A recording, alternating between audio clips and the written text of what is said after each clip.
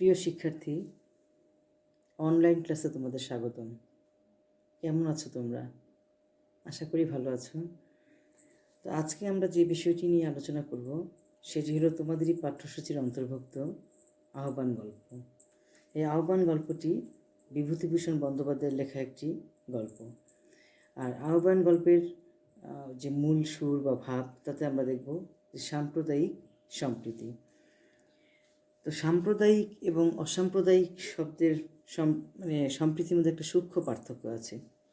সাম্প্রদায়িক সম্প্রীতি হলো প্রত্যেকের ধর্ম পালন করছে, তাদের মধ্যে কোনো বৈষম্য, বিভেদ, বিরোধ বা ঝগড়াঝাটি থাকবে না। তো আমার পথ প্রবন্ধে নজরুলের একটি কথা আছে, মানুষে মানুষে যেখানে প্রাণের মিল, আদত সত্যের মিল, সেখানে ধর্মের বৈষম্য কোনো হিংসা দুশ্মনির ভাব আনে না। ঠিক আহ্বান গল্পটি যেন নজরুলের সেই কথারই প্রতিধ্বনি। তো আহ্বান গল্পে আমরা যেটা দেখছি, এটা একটা উদার মানবিক সম্পর্কের গল্প, যেখানে হিন্দু মুসলমানের কোনো ভেদাভেদ নেই। গল্পের লেখক একজন হিন্দু, আর গল্পের যে বুড়ি প্রধান চরিত্র, তিনি একজন মুসলমান। তো এই দুজন মানুষের মধ্যে যে একটা উদার মানবিক সম্পর্ক গড়ে উঠেছে, লেখক এই গল্পের মধ্যে সেটাই দেখানোর চেষ্টা করেছেন। আমরা এখানে দেখছি যে মানুষের স্নেহ, মমতা, প্রীতির যে বাঁধন, তা ধন সম্পদে নয়, হৃদয়ের নিবিড় আন্তরিকতার স্পর্শেই গড়ে ওঠে। ধনী দরিদ্রের শ্রেণীবিভাগ ও বৈষম্য, বিভিন্ন ধর্মের মানুষের মধ্যে যে দূরত্ব, সংস্কার ও গোঁড়ামি ফলে গড়ে ওঠে, তাও ঘুচে যেতে পারে নিবিড় স্নেহ, উদার হৃদয়ের আন্তরিকতা ও মানবীয় দৃষ্টির ফলে। দারিদ্র্যপীড়িত গ্রামের মানুষের সহজ সরল জীবনযাত্রার প্রতিফলন এই গল্পের অন্যতম উপজীব্য। এই গল্পে লেখক দুটি ভিন্ন ধর্ম, বর্ণ ও আর্থিক অবস্থানে বেড়ে ওঠা চরিত্রের মধ্যে সংকীর্ণতা ও সংস্কারমুক্ত মনোভঙ্গির প্রকাশ ঘটিয়েছেন। তো চলো তাহলে আমরা আহ্বান গল্পটি বিশ্লেষণ করি এবং তার প্রত্যেকটা বক্তব্য বোঝার চেষ্টা করি। দেশের ঘরবাড়ি নেই অনেক দিন থেকেই।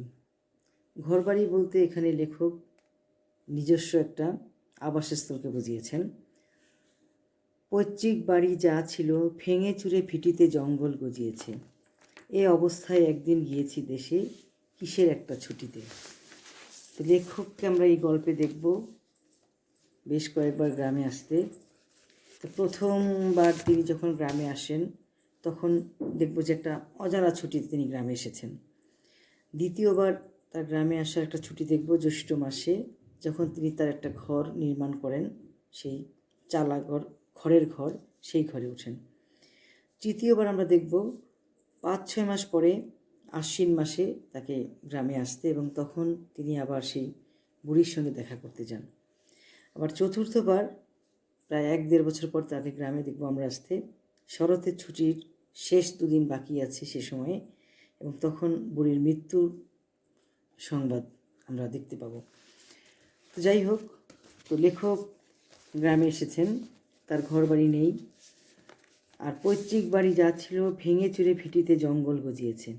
তো এখানে আমরা এই বাক্যতে যেটা দেখছি, যে যারা শহরে থাকে তাদের গ্রামের প্রতি মমত্ববোধের একটা অভাব থাকে, তারা গ্রামে সহজে ফিরে আসতে চায় না, আর দীর্ঘদিন অযত্ন অবহেলায় থেকে সে গ্রামের বাড়িগুলো যেন এক ধরনের জঙ্গল গজিয়ে যায়। এই অবস্থায় একদিন গিয়েছি দেশে কিসের একটা ছুটিতে। তো গ্রামের চক্রবর্তী মশাই আমার বাবার পুরাতন বন্ধু। তো চক্রবর্তী হলো চক্রবর্তী উপাধির সংক্ষিপ্ত রূপ, মানে ব্রাহ্মণ, পূজারী ব্রাহ্মণের উপাধি। তো কমলাকান্তের জবানবন্দি রচনায় আমরা এরকম চক্রবর্তীর একটা ব্যাপার দেখতে পাবো। সেখানে আছে যে ব্রাহ্মণদের চেনার নিদর্শন হলো তাদের গলায় পৈতা থাকবে এবং নামের শেষে চক্রবর্তী থাকবে। তো যাই হোক, লেখকের বাবার পুরাতন বন্ধু তিনি চক্রবর্তী মশাই আমাকে দেখে খুব খুশি হলেন। তো লেখককে দেখে সে চক্রবর্তী মশাই খুব খুশি হলেন। কেন? মানে ঘরের ছেলে আবার যেন ঘরে ফিরে এসেছেন। বললেন, কতকাল পরে বাবা মনে পড়ল দেশের কথা। প্রণাম করে পায়ের ধুলা নিলাম। তো পায়ের ধুলা নেওয়া এটা হলো একটা সম্মানার্থে বোঝানো হয়েছে যে আমরা যখন কোনো গুরুজনের সামনে পড়ি, গুরুজনদের পায়ে হাত দিয়ে কদমবুসি করি, সালাম করি। আর সেই গুরুজন অবশ্যই পিতা বা পিতৃতুল্য, পিতৃব্য, চাচা, জ্যাঠা, মামা এরাই হন। তো বললেন, এসো এসো, বেঁচে থাকো, দীর্ঘজীবী হও। তো লেখকের সেই বাবার বন্ধু চক্রবর্তী মশাই তিনি লেখককে আশীর্বাদ করলেন। তারপর বললেন, বাড়িঘর করবে না? মানে গ্রামে তাদের যে বাড়িঘর আছে সেখানে যে ভিটেতে জঙ্গল গজিয়েছে, ভেঙে চলে গেছে, এটাকে নির্মাণ করা দরকার, সংস্কার করা দরকার, এবং নতুন করে আবার গ্রামে ফিরে আসার একটা নিজের আবাসস্থল তৈরি করা দরকার, একটা স্থায়ী ঠিকানা তার প্রয়োজন। তো লেখক বলছেন, আগে সামান্য মাইনে পাই। মানে সামান্য মাইনে, কম বেশি মাইনে পাওয়া, এটা যেন লেখকের একটা অজুহাত মাত্র, মানে বাড়িঘর না করার জন্য একটা অজুহাত তিনি এখানে খাড়া করানোর চেষ্টা করছেন। তাতে কি, গ্রামের ছেলে গ্রামে বাস করবে, এতে আর সামান্য মাইনে বেশি মাইনে কি? আমি খড় বাস দিচ্ছি, চালাঘর তুলে ফেলো, মাঝে মাঝে যাতায়াত করো। তো যাতায়াত দিয়ে এখানে বোঝানোর চেষ্টা করা হচ্ছে যে গ্রামের সঙ্গে একটা যোগাযোগ অব্যাহত রাখা। আর চক্রবর্তী মহাশয়ের যে সহযোগিতা করার ব্যাপারটা, সেখানে আমরা দেখছি যে গ্রামীণ মানুষের যে সরলতা, তারা যে সহজ সরল, তাদের মধ্যে যে একটা আন্তরিকতা আছে, একটা অতিথিপরায়ণ মন আছে, সেটাই প্রকাশ পাচ্ছে। আরও অনেকে এসে ধরলো, অন্তত খড়ের ঘর উঠাতে হবে। তো চক্রবর্তী মশাই বললেন চালাঘর তুলতে। আবার অনেকে এসে তাদের আবদার শুরু করলো যে চালাঘর যদি নাও হয়, অন্তত যেন একটা খড়ের ঘর তোলা হয়। তো অনেক দিন পরে গ্রামে এসে ভালোই লাগছে। তো লেখকের গ্রামে এসে ভালো লাগার পেছনে আমরা দেখছি যে গ্রামের মানুষের সেই আন্তরিকতা বা গ্রামের মানুষের সেই সহজ সরল রূপটা। বড় আমবাগানের মধ্য দিয়ে বাজারের দিকে যাচ্ছি। আম গাছের ছায়া একটি বৃদ্ধার চেহারা, ডান হাতে নড়ি ঠকঠক করতে করতে বোধ হয় বাজারের দিকে চলেছেন। লেখক আমবাগানের মধ্য দিয়ে বাজারের দিকে যাচ্ছেন, আর সেই আমবাগানের ছায়া তিনি একটা বৃদ্ধাকে দেখলেন, একজন বৃদ্ধাকে দেখলেন, বৃদ্ধার ডান হাতে লাঠি, এবং সেই লাঠি ভর করে ঠকঠক করে তিনি এগিয়ে যাচ্ছেন। এটাই হলো বুড়ির সঙ্গে লেখকের প্রথম দেখা। বুড়িকে দেখে আমি তাড়িয়ে গেলাম, জিজ্ঞাসা করলাম কোথায় যাবে। এখানেও দেখছি আমরা সেই মানে একজন বয়স্ক মানুষকে দেখে যে সম্মান করার প্রবণতা আমাদের মধ্যে আছে বা শ্রদ্ধাবোধ দেখানোর প্রবণতা, সেটাই। তো লেখক বুড়িকে দেখে থমকে দাঁড়িয়ে সে জিজ্ঞেস করলো কোথায় যাবে। বাজারে বাবা। বুড়ি আমায় ভালো না দেখতে পেয়ে কিংবা না চিনতে পেরে ডান হাত উঁচিয়ে তালু আরভাবে চোখের উপর ধরল, বলল, কে বাবা তুমি? চিনলাম না তো। তো এই কে তুমি, কে বাবা তুমি, এই কে তুমি সব বাক্যটা আমরা দেখব তোমাদের সাম্যবাদী কবিতায় আছে, বিভীষণের প্রতি মেঘনাদ কবিতায় আছে। আর এখানে আমরা দেখছি কে বাবা তুমি। চিনবে না, আমি অনেক দিন গায়ে আসিনি। তা হবে বাবা, আমি তো আগে এপাড়া ওপাড়া যাতাম আসতাম না। তিনি থাকতে অভাব ছিল না কোনো জিনিসের। গোলা পড়া ধান, গোয়াল পড়া গরু। তো গোলা ভরা ধান এবং গোয়াল ভরা গরু, এটা হলো অর্থনৈতিক সচ্ছলতার একটা রূপ। আর এখানে বুড়ি যেটা বলছেন যে তার স্বামী বেঁচে থাকতে তাকে কখনোই কারো বাড়ি যেতে হয়নি, এপার ওপারা যেতে হয়নি। তার মানে তার স্বামী যখন বেঁচে ছিল তখন তার অর্থনৈতিক সচ্ছলতা বিরাট ছিল। আর তার স্বামী মারা যাওয়ার পরে তার জীবিকা উপার্জনের জন্য তাকে এবাড়ি ওবাড়ি যেতে হয়, তাকে কষ্ট করতে হয়, তার খাবার সংগ্রহ করতে হয়। তো তোমাকে তো চিনতে পারলাম না বুড়ি। আমার তো তেনার নাম করতে নেই বাবা, করাতের কাজ করতেন। তো বুড়ির স্বামী কী করতেন? তিনি করাতের কাজ করতেন, মানে করাত দিয়ে কাঠ চেরা ফড়ার কাজ করতেন। আর আমার তো তেনার নাম করতে নেই বাবা, এই বাক্যের মধ্যে তিনি যেটা দেখাতে চেয়েছেন যে একটা সামাজিক প্রথা বা কুসংস্কার, মানে সমাজে নারীর কোনো নিজস্ব পরিচয় ছিল না, তার স্বকীয়তা স্বাধীনতা ছিল না, তাকে তার স্বামী তার সন্তানের পরিচয় যেন থাকতে হতো। এখন তার স্বামীর পরিচয় অমুকের স্ত্রী, তার সন্তানের পরিচয় অমুকের মা, এইভাবে তাকে বেঁচে থাকতে হতো। কেউ নেই বাবা, কেউ নেই, এক নাত জামাই আছে তো সে মোরে ভাত দেয় না, আমার বড্ড কষ্ট, ভাত জোটে না সব দিন। তো বুড়ির খুব কষ্ট, তার খাবারের অভাব, সে ঠিকমতো খাবার জোগাড় করতে পারে না। নাত জামাই একজন আছে, সেও তার খোঁজখবর নেয় না। তো নাত জামাই, এসব হলো নাতিনের জামাই, এটা হলো ষষ্ঠী তৎপুরুষ। আর এটাকে যদি আমরা সন্ধিবদ্ধ শব্দ হিসেবে দেখি তখন সেটা হবে নাত যোগ জামাই, মানে নাত জামাই। তো এখানে নাত জামাইকে আমরা দেখছি সমাসবদ্ধ রূপ হিসেবেই। বুড়িকে পকেট থেকে কিছু পয়সা বার করে দিলাম। লেখক কী করলেন, একজন অসহায় মানুষকে তার মানে কথা শুনে তার মন খারাপ হয়েছে, কষ্ট লেগেছে, এবং তাকে কিছু পয়সা দিয়ে একটা সহায়তা প্রদান করলেন। ব্যাপারটা এখানেই চুকে যাবে ভেবেছিলাম, কিন্তু তা চুকলো না। তো এখানেই চুকে যাওয়া মানে কি শেষ হয়ে যাওয়া। লেখক ভেবেছিলেন যে চলতি পথে দেখা হয়েছে, কথা হয়েছে, তার কিছু কষ্ট তিনি শুনেছেন, তাকে কিছু পয়সা দিয়ে সাহায্য করেছেন, হয়তো এখানেই সম্পর্কটা শেষ। কিন্তু না, আসলে সম্পর্কটা এখানেই শেষ হলো না। একদিন সকালে ঘুম থেকে উঠেছি, এমন সময় সেই বুড়ি লাঠি ঠক ঠক করতে করতে হাজির উঠোনে। থাকি এক জ্ঞাতি খুড়ার বাড়ি। তিনি বললেন, ও হলো জমির করাতির স্ত্রী, অনেক দিন আগে মরে গিয়েছে জমির। জ্ঞাতি বলতে যেটা বোঝানো হয়েছে যে আত্মীয় সম্পর্ক, আর জ্ঞাতি খুড়ো আত্মীয় সম্পর্কের চাচার বাড়িতে লেখক ছিলেন। আর বুড়ির স্বামীর নাম হলো জমির। বুড়ি উঠোনে দাঁড়িয়ে ডাকলো, ও বাবা, বোধহয় চোখে একটু কম দেখে। তো বয়স্ক মানুষ স্বভাবতই চোখে কম দেখছে, আর লেখক তার সামনে দাঁড়িয়ে আছে, তাও সে দেখতে পাচ্ছে না। বললাম, এই যে আমি এখানে। আমার খুড়োমশাই বুড়িকে বুঝিয়ে দিলেন আমি কে। সে উঠোনের কাঁঠাল তলায় বসে আপন মনে খুব খানিকটা বকে গেল। তো উঠোনের কাঁঠাল তলায় বসে আপন মনে খুব খানিকটা বকে গেল, এই বাক্যে আমরা যারা দেখছি যে মায়ের কাছে সন্তানের কখনো পরিচয়ের প্রয়োজন হয় না। তো যদিও কেউ সন্তানের পরিচয় মাকে দিয়ে থাকে, তখন মার কাছে সেটা মনে হয় যেন মানে এটা তার কাছে খুব একটা ভালো মনে হয় না।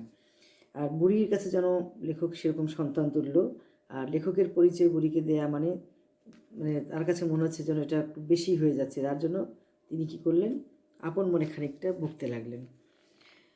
পরদিন কলকাতা চলে গেলাম, ছুটি ফুরিয়ে গেল। তো লেখকের সাথে দেখা হওয়ার প্রথম দিন পর লেখক দ্বিতীয় দিন চলে গেলেন। কয়েক মাস পরে জ্যৈষ্ঠ মাসে গরমের ছুটিতে আমার নতুন তৈরি খড়ের ঘরখানাতে এসে উঠলাম। তো চক্রবর্তী মশাই তাকে কী ঘর তুলতে বলেছিলেন? চালা ঘর। আর তিনি কী ঘর তুললেন? খড়ের ঘর। পরীক্ষার সময় এগুলো প্রশ্ন আসে। কলকাতাতে কর্মব্যস্ত এই কমাসের মধ্যে বুড়িকে একবারও মনে পড়েনি, বা এখানে এসেও মনে হঠাৎ হয়তো হতো না, যদি সে তার পরের দিনই সকালে আমার ঘরের নিচু দাওয়ায় এসে না বসে পড়ত। তো দাওয়া হলো বারান্দা।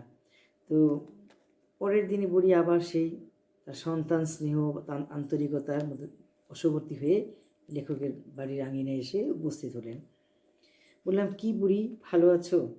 ময়লা ছেঁড়া কাপড়ের প্রান্ত থেকে গোটা কতক আম খুলে আমার সামনে মাটিতে রেখে বলল, আমার কি মরণ আছে রে বাবা,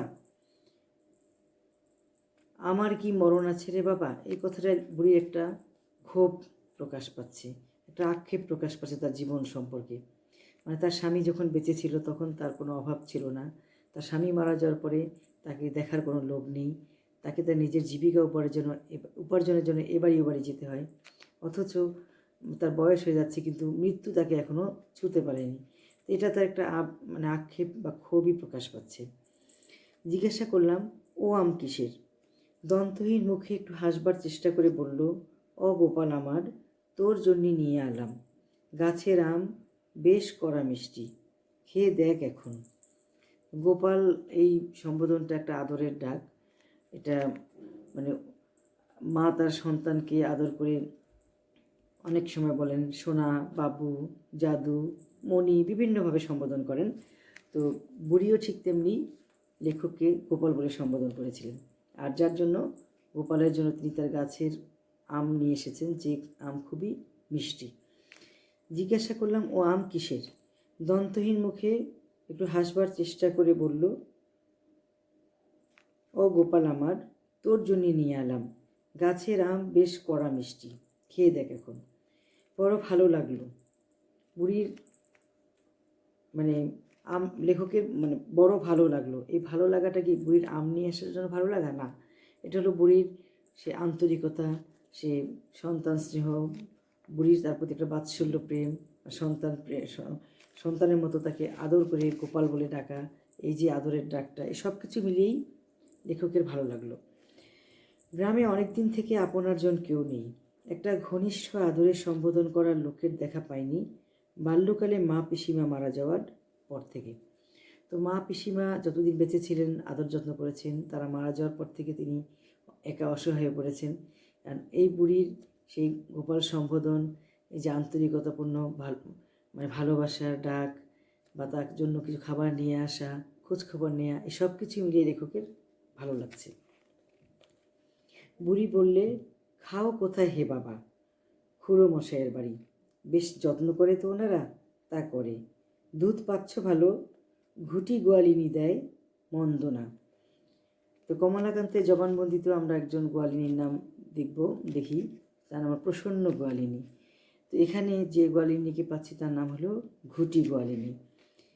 তো মন্দ না, এই যে মন্দ না, এই কথাটা নেগেটিভ দিয়ে একটা পজিটিভ ভাব প্রকাশ করা হচ্ছে। আর মন্দ নয় হে, এরকম একটা কথা আমরা অপরিচিতা গল্পে দেখব, যখন অনুপমের জন্য পাত্রী দেখতে পাঠানো হয়েছিল তারই দাদা বিনু দাদাকে, আর তখন তিনি পাত্রীটি দেখে এসে বললেন যে মন্দ নয় হে, আমরা যেখানে বলি চমৎকার, তখন সেখানে বিনু দাদা বলেন চলনসই। তো তার যে এই যে কথা বলার আর্ট বা বাচনভঙ্গি, সেটা আমরা সেখানে দেখেছিলাম। তো যাই হোক, ঘুটি গোয়ালিনীর দুধ, এটা লেখক বলছেন মন্দ না, চলে। ও বাবা, ওর দুধ অর্ধেক জল, দুধ খেতে পাচ্ছ না ভালো, সে বুঝেছি। এখানে বুড়ির আবার সেই সন্তান স্নেহ ভালোবাসাটাই প্রকাশ পাচ্ছে, যে ঠিক মতো সে দুধ খেতে পাচ্ছে না, তার কষ্ট হচ্ছে, তার গোপাল দুধ পাচ্ছে না, এটাই বুড়িকে যেন পীড়া দিচ্ছিল। পরদিন সকাল হয়েছে সবে, বুড়ি দেখি উঠোনে এসে ডাকছে, অগোপাল। বিছানা ছেড়ে উঠে বললাম, আরে এত সকালে কি মনে করে, হাতে কি? বৃদ্ধা হাতের নড়ি আমার দাওয়ায় গায়ে ঠেস দিয়ে রেখে বলল, 1 ঘটি দুধ আনলাম তোর জন্যে। সে কি, দুধ পেলে কোথায় এত সকালে? আমায় মা বলে ডাকে ওই হাজরা বেটার বউ, তারও কেউ নেই, মোর চালাঘরের পাশে ওর চালাঘর। এখানে আমরা বুড়ির মতোই আরেকজন অসহায় মানুষকে দেখছি, যে হলো হাজরা বেটার বউ, তারও কেউ নেই। তো পাশাপাশি বুড়ির ঘরের পাশে সে ঘর করে আছে, এবং সুখে দুঃখে বিপদে আপদে সে বুড়ির খোঁজখবর নিচ্ছে এবং বুড়িকে দেখাশোনাও করছে। ওরে কাল রাত্রিরে বলে রেখে দিয়েছিলাম, বলি বউ আমার, গোপাল দুধ খেতে পায় না, তাই আজ ভোরে উঠে দেখি আমারে ডাকছে, মা ওঠো, তোমার গোপালের জন্যই দুধ নিয়ে যাও। তো এখানে আমরা দেখছি যে শহর এবং গ্রামের মানুষের মধ্যে যে একটা আন্তরিকতা, বিশাল পার্থক্য আছে। গ্রামের লোক সহজ সরল, তারা আন্তরিকতাপ্রবণ, আর শহরের সেই ইটকাট সুরকির মধ্যে বেড়ে ওঠা মানুষ যেন যান্ত্রিক হয়ে যায়, তাদের মধ্যে যেন আন্তরিকতায় খুঁজেই পাওয়া যায় না। আচ্ছা কেন বলো তো তোমার এসব, ওরকম আর কখনো এনো না। কত পয়সা দাম দিতে হবে বলো, কতটা দুধ? তো তোমার, আচ্ছা কেন বলো তো তোমার এসব। এখানে আমরা কি দেখছি লেখকের কথায়, যে বুড়ি যেন একটু আন্তরিকতার বেশি বাড়াবাড়ি করে ফেলছে। আর লেখক তখন বলছে, যার কখনো এনো না, কত পয়সা দাম দিতে হবে। বুড়ি একটু ঘাবড়ে গেল, ভয়ে ভয়ে বলে, কেন বাবা, পয়সা কেন? তো বুড়ির এই ঘাবড়ে যাওয়ার মধ্যে দিয়ে আমরা দেখছি যে সন্তান স্নেহের আবার কিসের দাম। বুড়ি লেখককে সন্তান স্নেহে সন্তান তুল্য মনে করে, তাকে তার প্রতি তার একটা ভালোবাসা পড়ে গেছে, মায়া মমতা পড়ে গেছে, যার জন্য তার খোঁজখবর নিচ্ছে, তার জন্য এটা ওটা নিয়ে আসছে খাবার। অথচ লেখক সেটাকে পয়সা দিয়ে বিবেচনা করতে চাচ্ছে, বিচার করতে চাচ্ছে। পয়সা না তো তুমি দুধ পাবে কোথায়? ওই যে বললাম বাবা আমার মেয়ের বাড়ি থেকে, তা হোক তুমি পয়সা নিয়ে যাও, সেও তো গরিব লোক। তো এখানে বুড়ির গরিব, তারপর হাজরা বেটার বউ সেও গরিব। আর তো মানে একজন গরিব মানুষের পক্ষে এত টাকার দুধ এনে অন্য একজনকে খাওয়ানো হয়তো ঠিক নয়, এবং লেখক সেটাই বুড়িকে বলতে চাচ্ছে। বুড়ি পয়সা নিয়ে চলে গেল বটে, কিন্তু সে যে দমে গিয়েছে তার কথাবার্তার ধরনে বেশ বুঝতে পারলাম। মনে একটু কষ্ট হলো বুড়ি চলে গেলে। তো বুড়ি চলে যাওয়ার পর লেখকের মনে একটু কষ্ট, একটু অপরাধবোধ জাগ্রত হয়েছে এভাবেই, যে স্নেহের দানকে তার হয়তো এভাবে পয়সা দিয়ে মূল্যায়ন করা ঠিক হয়নি, বা পয়সা দিয়ে টাকা পয়সার সঙ্গে তুলনা করারও ঠিক হয়নি। পয়সা দিতে যাওয়া ঠিক হয়েছে কি? বুড়ির কীরকম হয়তো মন পড়ে গিয়েছে আমার উপর। স্নেহের দান এমন করা ঠিক হয়নি। তোর স্নেহ, মমতা, ভালোবাসা, যেটা সব কিছুর ঊর্ধ্বে, সকল ধর্মের ঊর্ধ্বে, সকল বয়সের ঊর্ধ্বে, আর সেখানে লেখক কিনা পয়সা দিয়ে সেটাকে মূল্যায়ন করতে যাচ্ছেন। তো এটা মনে করি তার মধ্যে একটা পাপবোধ, একটা অনুতাপ কাজ করছিল। বুড়ি কিন্তু এই অবহেলা গায়ে মাখল না আদৌ।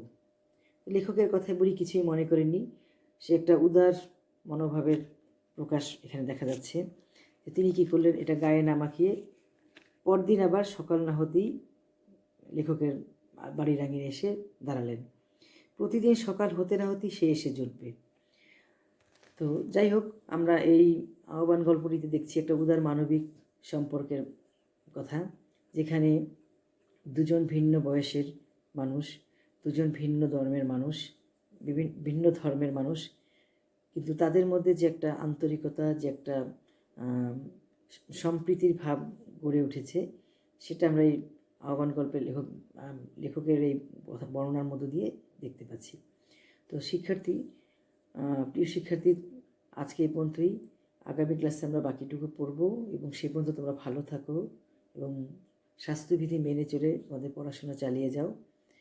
আর জানি না এভাবে কতদিন আমাদের ক্লাস নিতে হবে, তো তোমরা আমাদের সঙ্গে থাকো, এবং এইভাবে ক্লাসের মধ্য দিয়েই তোমাদের সঙ্গে আমাদের কথা হবে, আলোচনা হবে। আর আমাদের টেলিফোন নাম্বার তো তোমাদের কাছে আছেই, টেলিফোন নাম্বারে যোগাযোগ করবে, কোনো সমস্যা হলে ফোনে জানাবে, যোগাযোগ করবে।